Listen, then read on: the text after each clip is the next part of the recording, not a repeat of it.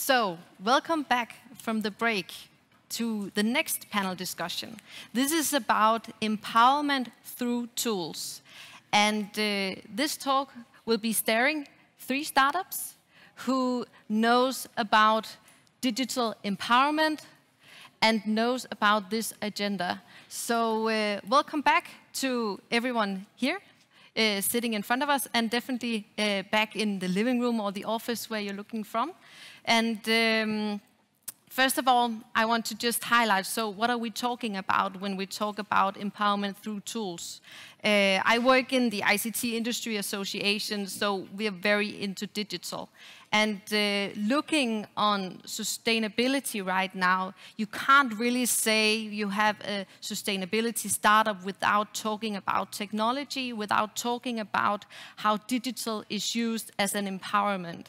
So, of course, this is very important for investors as well, and very interesting fact. And just to say, what can digital do in sustainability? Digital can mobilize knowledge, as South Ophelia knows a lot about, and it can also help us with the resource efficiency, where Robert from KleenHub comes into the picture. And of course, it can also power tools that help people invest in sustainability, and that's where you, Varan, will come into the picture. And let's just start up by looking at so what is the stage right now? Varan, can you tell us about your product and what digital has done for your product right now? I think first of all, the product Make Impact is digital only. Of course, we have figured out that we can't only be digital, we also have to be physical present as well, because we're talking about people's values and how they actually invest in sustainability in the future. So one thing is that you sit down and at home and actually trying to figure out what your values are, trying to get into your, put your money where your heart is, trying to figure that out. But also sometimes having actually discussions physically with people as digitally is really, really empowering on that journey of getting started investing. So of course, digital is making it globalized as well. Like, we're not just in Denmark just because we have an app. We are global, so everybody can actually use our app to actually get started investing.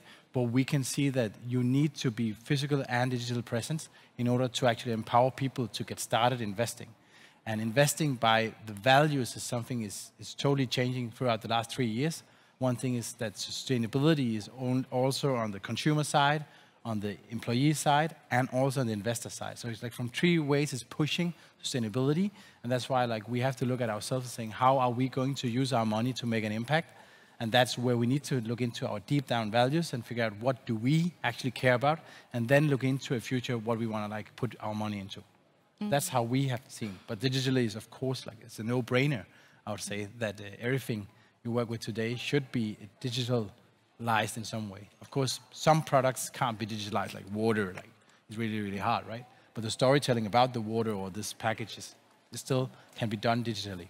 So, yeah, but tell us just short for us who does not know your product, what is Make Impact? So Make Impact is an edtech, fintech platform helping people to get started investing through their values. So they simply get in, find out what values they actually have, and then we match them with companies who is actually on the same ride, on the same journey as yourself, and actually helping them get started investing in sustainable companies. That's what we do. Thank you. Thank you. And over to you, Sarah. You also work as an impact startup, but how do you make your impact? Because I know you know a lot about investing. So tell us about your company. Yeah, so I run Ophelia Invest, and the mission is that everyone knows that investing is on the table if we want it, so that no one feels left out, because that's so easily done. I felt very left out for many years. It took me about 10, 15 years wanting to start investing, but not doing it. So that's the main purpose, just letting people know this is on the table if you want it, and we can help you get there.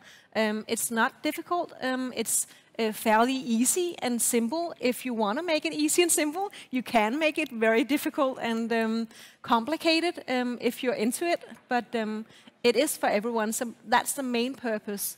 Yeah. So you empower people to invest smarter. And just invest. It doesn't even have to be smart in the beginning. Just plainly invest. We can get to the smarter part later. So the smarter part, over to you, Varan. That's maybe perhaps your unique selling point, helping people decide what SDGs they want to invest in. And over to you, Robert. Yep. Your company is also about investing in a tool that can help us actually use resources more efficiently. So exactly. So we from KleenHub, we basically provide packaging as a service. So we invest in products like this coffee cup or other ones, and then digitally we make sure that these items circulate and really get used and used again. So we really, our core focus is fighting single-use culture, and we realized actually on the long journey we have that actually through through a digital system we can have the biggest impact, because then we can have really hardcore reusable items like the stainless steel cup, not a plastic cup. And with our smartphone app, we'd be able to track if we make sure the items gets returned and you see all the partners and so on. So at the beginning, we had the idea, of course, make it not digitally, but then soon by just thinking about it and realizing it, the thing we fight is convenience. It needs to be convenient. We need to change the habit from a single-use paper cup you throw away to go to this. And that's what we do with our app. So really make sure you find our partners in the app, you find where you can go there, the opening hours in there, and it's completely free. So it's really like you don't have any deposit or anything like that.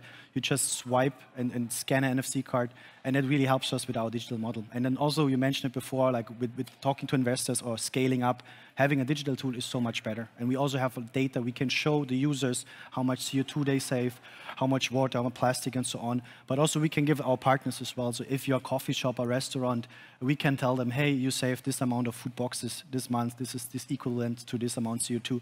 And that really helps us. And this will be only possible when it's digital. Mm. Very important. And Sarah, you've used digital as well. That's how you get in touch with a lot of the people using your materials. And what have you seen? You've been on a journey for some years now. How have you seen things change in us being more digital? So it's very important for me that no matter what type you are, like how you learn the best, we have to have the material in that form. So we do podcasts, we do YouTubing, we do like articles, we do also like physical books. So I have a publishing house as well, because some people just want to have a book to turn the pages and all that. So I think it's important to be, as you mentioned, Varan, both digital, but also have a physical presence. So I do a lot of lectures, and then people can go home, watch some more videos, maybe take an online course. So we have both sides, and a lot of people don't want the digital thing, are not on Facebook, don't want to use the website. They just want to come to a public event and listen to me or someone else speak. So if it's to be for everyone, it must be on every form as well. Mm. And Varan, what does a tool like your tool mean for the scale of investing for normal private people like me? How do you see that the future of that? I would definitely say, you know, if you look into the retail space and the amount of investors coming on board, not just in the Nordics, but in globally staked, you could see the Reddit case with the GameStop. Maybe you have heard about this in January, February, how a forum on Reddit, like, you know, they like had a war against the Wall Street bets on the Wall Street, how small communities actually grow together and be big players right now. We have seen big Robinhood, one of the big investment platforms, actually they stopped trading of that GameStop because higher people up there stopped the trading. And what happened? The whole community from Robinhood actually went to public.com, another investment tool provider. Mm-hmm. So the mass opportunity of like this impact activism is like enormous. So I'm really excited to see that actually retail investors actually have more and more power to stand up and actually use their voice with the money, because we've seen the Greta movement last 2 years ago, with Greta and all the children like striked and actually got the governments and the politicians to actually wake up. And now we have the investors, the small investors who never invested before. If a company is getting into a shitstorm or doing something which is not great, then we can definitely see an impact activism going from the younger generation. And that excites me a lot, because that's actually where you actually give the power back to the people. So I imagine that in 5 years' time, there will be maybe a big Danish company that maybe get into a shitstorm, and then there will be like a huge community of investors taking the turn of actually owning a lot of stocks. Because if you own a lot of stocks, then you can be doing the proxy voting, and you can go to the boards and actually move the companies in the direction that people want them to go into. So all investors and all like bigger corporations should be scared about this impact activism. So that's where I see a big possibility in terms of using tools to actually being global and actually pushing this, because you can't like do regulation and getting it out there. We have this EU action plan coming along this year where companies need to be much, much more transparent about data and governance. But that's just like the GDPR, yeah, okay, blah, blah, blah, and further. But when the retail, like the people actually stand up in different ways, also with the money, then it will change for sure. So. I was just, on top of that, we all know that knowledge is power.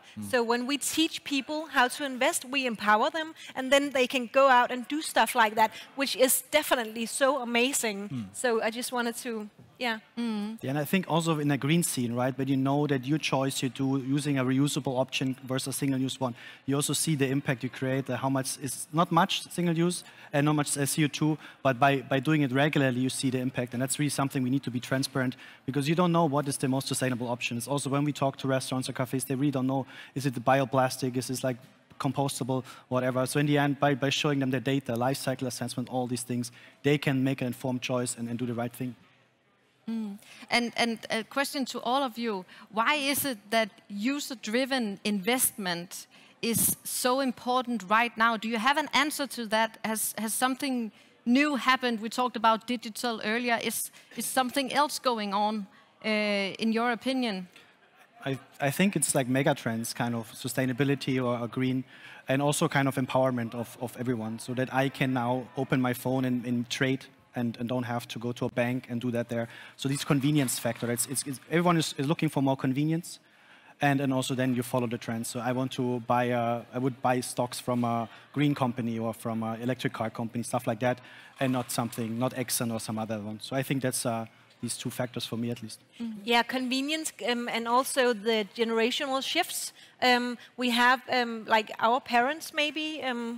I don't know if we're the same age, but our parents maybe had some other idea of what was within reach. Like, what can we do with ourselves and our time and our money? So when younger generations, and not even myself, even younger, then they come like on the scene and show all the rest of us what is possible. Like, we don't even need gender, and I'm like, I do. I need gender, but they just put out ideas, and then we all it's so within reach. Like, we can just take up our phone, and we have like this total computer, and can do anything. So the convenience, but also the generational shifts. I think that's very important. Yeah, speaking about the generations, I actually think that Generation C or the Alpha coming afterwards, right? They have so much knowledge about all things, so you can't cheat you out of like with wrong facts, because they will figure it out anyway, right? So they know so many things. And another thing is also they don't look at like retirement schemes as being like, yeah, I'm going on pension when I'm 60. No, I'm not. And I'm not named Arne, right? So I'm going to work till I'm like 95 or so, right? So if I'm going to work till I'm 95, why the hell should I put my money in pension? What the fuck is pension?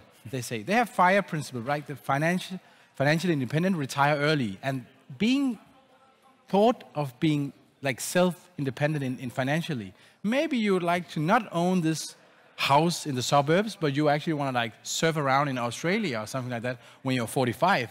So how do I save up short term for that? How do I like early start earning some money, and money earns money, and all that investment game stuff. How do you get started that? So that's the mindset of the younger generations. Like, look, this is what I want. They don't want to own a Ferrari. They want to lease a Tesla and then pay something. And then they would like to upgrade like 3 years later, right? So that new generation mindset changed the game of investment, and actually getting more younger investors on. But do you, as somebody talking to investors, to business angels, do you see that there is the same idea of this as an opportunity as you see? Because I know that things are going well, and is it the same idea when you talk to business angels, for instance? Varan first, and you afterwards. I would say no. Because the business angels are 45 plus from another generation. It's like talking to my mom. So trying to tell like how this new generation is coming on and what's happening. I've been doing that for 3 years now, and I'm sick and tired of it, especially here in Denmark, because there's no risk taker at all, because this what we're talking about is empowerment through knowledge. And knowledge empowerment is like a big global issue that we're trying to solve. It's not just in the corner of like Denmark we're trying to solve this. And being that bold, of a bigger, bolder mission of actually getting people that knowledge so they can take the informed decisions to invest themselves and actually move the money to the right direction. That's not something that you can count like, oh, I got so much in return on investment. So that's why we have had really, really hard time talking to investors about like, this is the bold direction. So we have to go somewhere else. We have to go out there in other markets where the bigger, like, open up for risk takers. So I would definitely say no to that answer. And just one follow-up question before moving to Robert. So will the next GameStop be hitting investors not understanding what we are talking about right now, or is that a bold acquisition point? I would say that it might be that we're talking about green investments in Copenhagen and Denmark and as a hub. We talk about sustainability being only green, but we actually forget two other things, the governance part and the social part. Diversity matters, and I think there's too much talk about only the green, like not to talk anything about you, Robert, but there's actually missing some other different things in the ESG factors. So I actually think that the investors will have a wake-up call, because if you only focus on the environmental stuff, there's the social and governance, and the social can actually move so much out there in the future, like back to the empowerment of knowledge. Yeah, and Robert? Yeah, for us, of course, I think having a digital tool is super interesting for investors, because they see this can be replicated, this can be scaled, we get data, we can improve the process, stuff like that, and also the convenience factors, because like there, of course, you can do something like that, a reusable item like a cup like this, you can easily do, right, with the deposit, stuff like that. But by seeing, okay, we have a digital system, you can integrate it with an API. For example, when you order it with Vault, you just mark something and then you get your KleenHub boxes checked out. That's a super, or with Too Good To Go, whatever. This is like a super interesting case for investors. Having this digital tool which can be replicated, can be scaled to different countries. And also with the data, by knowing the data, knowing the customers, maybe use data for advertising, whatever. But just having the possibility to have the data, I think that's super, super interesting. And that's, for us, it's important, because then we can track, hey, actually, what do we have to improve that the items gets more and more reused? How can we nudge people to, or gamification, the same, like we say, hey, if you use 20 of these cups, we plant a tree. After 50, we adopt a gorilla, what they actually did with GameStop. And so it's like these things we can do with a digital tool. And that's something, while developing it, it was clear it's the best for the consumers and also for the investors in the end. So we were not focused having to do it digitally, because then we get money from investors. We was like core of the concept. We realized digital is the best way. And then also investors, by looking into this concept, realize, hey, that's actually a good, very interesting investment case. So you help companies empower their consumers. Absolutely, absolutely. Be transparent and make it as easy as possible. Very good. I think we might easily forget that even though all of the people in here and listening and seeing this is very taken by this movement, there's a lot of people who's not. This is not on their agenda. We have a lot of them maybe in the parliament in Denmark, and also like the 45 plus guys often who invest. So let's just not forget that this hasn't reached everyone in Denmark. So we can talk and talk and talk. There's often not as much action. Yeah. So next question is, how do we translate the meaning of impact into something that these kind of investors, business angels, will understand? And how do we translate it for instance, politicians, which we do a lot. Where I come from, we try to look at, so how can you put numbers on being a good citizen? China did a model, but we're not going to duplicate that one of obvious reasons. Any thoughts on that? I think it's when it's CO2, for example, CO2 equivalent, that's what we, of course, do, or what also impact investor wants from us to see the impact and all the life cycle stuff. I think that's, it's good to have, and I think it's important, and people want to see it more and more. But I think users don't understand it. Is half a kilogram CO2, a kilogram CO2, a ton? What is it? I think that's something. So I think investor-wise or politician-wise, maybe they're more like how many products you saved, how much weight it is in tons or stuff like that, because I think CO2 is super abstract. Of course, it's comparable to other solutions or to other services, green energy and so on, but I think it needs to be really hands-on and something easy to understand for everyone, right? Because it's super transparent. I talk a lot in pictures when I explain about investment for beginners. I use a lot of like day-to-day pictures. For instance, if you need to do a strategy for your investments, I use like this rugbrødsmad, so like food, and just like build it like that, because that's a picture that everyone gets. So I think if we can like what you're saying, if we can put like everyday pictures, because the guys in the parliament and the guys who invest are also just like regular people most of the time. So the more easy and down to earth we can make these things, the better. I love when I can see like you save this much CO2. That's like if you travel by plane to this destination. Oh, okay, then I have something. So the pictures, the language we use, I think that can make a difference.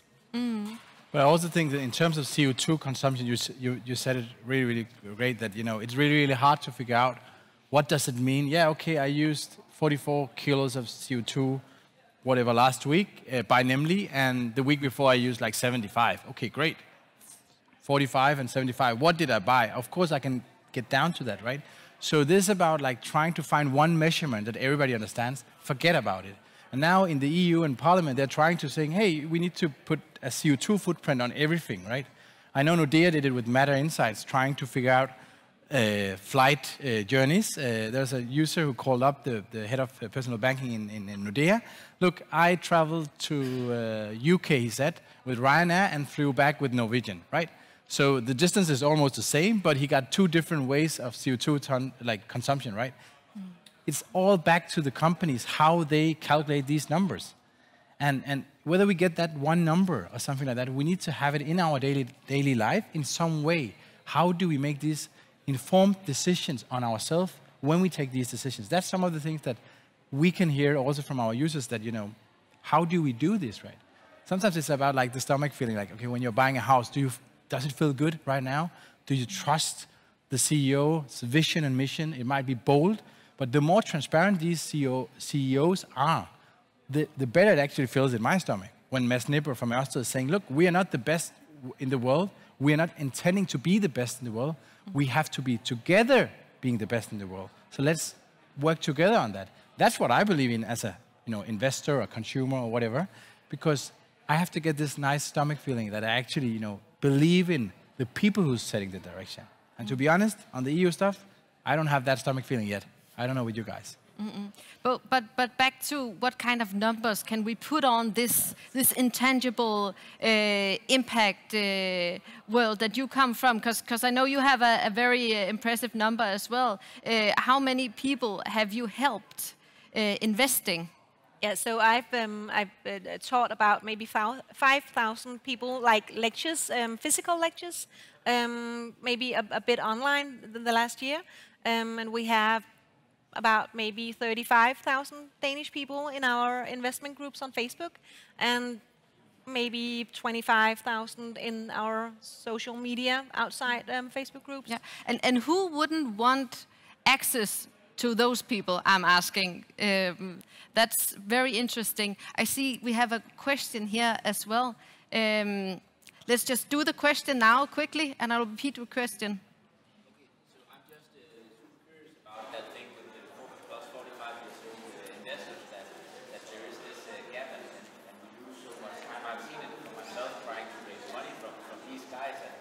Something happens when I say, okay, so just capturing blah, blah, blah, the thing is turn over, but even more important to save the planet, the government, blah, blah, blah. And then they see that as a big turn-off point because, oh, here's a guy that wants to make a difference, but not one to earn money. And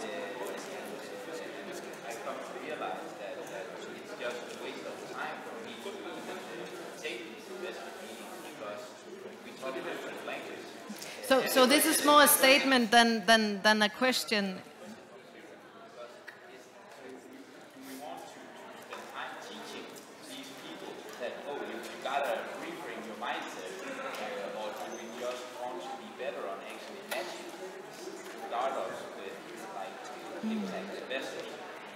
So the question here is, should we teach investors to understand what we are selling? Or should we just find somebody who understands it? Is that okay? Is that the question? Yeah, basically, like instead of trying to do things, either sell something or someone can buy it from you. And you know, if you just put your attention somewhere else, that's you like keep your mind stuff and makes you running over here. See, oh, it is us that is the problem. Yeah. If we're to make a difference, we can't just have the impact investors going with the investments. We have to get all the investors to see that impact investing is like for real. And that outdated thought that you can't earn money while doing a good thing, it's just, like I said, it's just outdated because we've seen the last couple of years that investing in a greener future it's been a great investment, a lot of times better than the not green investment. So it's just like we need to reboot the investor scene. So someone should go do that. But I also think it's about how you look at the business models of the companies, because when an impact startup comes in, like we started as a fintech, and now we're moving a little bit on the edtech side, because actually it's easier to talk about edtech than fintech, because when we started 3 years ago, we talked and did a lot of NDAs with the banks about creating a white label platform where the only focus was on the AUM, asset under management. So how much money can we actually get in and actually earn that from the users, instead of saying how many people can get started investing, like you also said, right? So trying to work with different business models, and now we are doing subscription right now. So that's what we're working on right now, with subscription like Netflix, that you can subscribe on knowledge. That's what we are focusing on right now.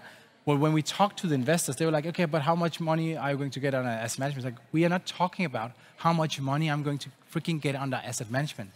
We are talking about how many people can we get started investing, full stop. And that mindset change of this is about the massive amount of non-investors, getting them to invest. That's the impact we are talking about, because there's only 1 or 2 out of 10 people in the Nordics investing. What if we can get like 4 or 5 people out of 10 investing? Think about that impact in investment in companies in the future, how we could impact by that. So back to the measurement. We measure our things like how many people did we get started investing in impact. Not about how much money we got under asset management. So that's a totally different change of the business models. The business angels need to understand that we measure our KPIs totally different than the old way of looking at it. We have so many investment companies, fintechs, that are doing the old school way, the red ocean stuff. We are working towards the blue ocean, the big ones. And it's hard. It's really, really hard. That's also why we moved, And I think that the time is running out now, and that's a very good point. Just one last point for many of you. Do you have something that you need to say before us leaving the stage? Try us out, download the app, go to Coffee Collective and all the other partners. Also, Impact Roasters are joining soon. You can make a choice every day and be informed what's the best, and just change the habit a bit. We try to make sure that it's easy and convenient as possible, and enjoy. Yeah. I'll just second that. You can make a choice every day, so that was beautiful. So make a choice and do what feels right in the stomach, you said, Varan, right? But be wise and invest smart as well, because you can just ask invest. Sarah how to invest. So thank you so much for participating in this. Thank you. And thank you for listening in, to you and at home or office or where you are. Thank you.